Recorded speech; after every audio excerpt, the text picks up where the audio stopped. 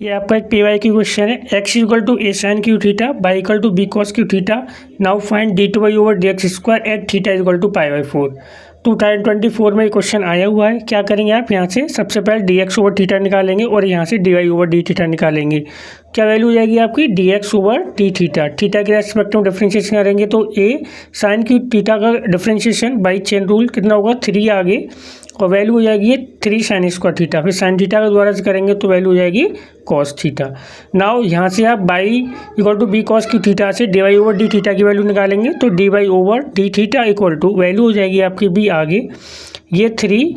आगे आ जाएगा और कितना हो जाएगा कॉस स्क्वायर थीटा, और कॉस थीटा करेंगे तो माइनस ये साइन थीटा हो जाएगा।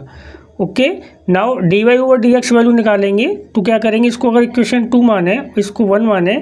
तो बाई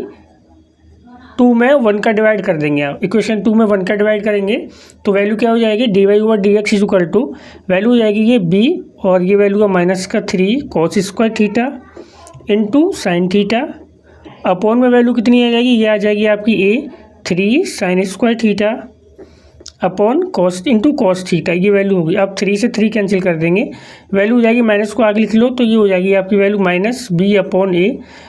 एक साइन थीटा से एक साइन थीटा कैंसिल हो जाएगा और एक कॉस थीटा से कॉस थीटा कैंसिल हो जाएगा, तो कॉस अपॉन साइन कितनी वैल्यू होगी आपकी, ये कॉट थीटा हो गई। नाउ ये वैल्यू किसकी होगी आपकी d y over d x की वैल्यू हो गई है। अब हमें वैल्यू निकालनी है d two y over d x square, तो इसका डिफ्रेंशिएट कर लो आप, differentiating with respect to x, x के रेस्पेक्ट में इसका डिफ्रेंशिएशन कर दो तो क्या हो जाएगा d y over d x का क्लास, ये हो जाएगा d two y over d x square हो जाएगा,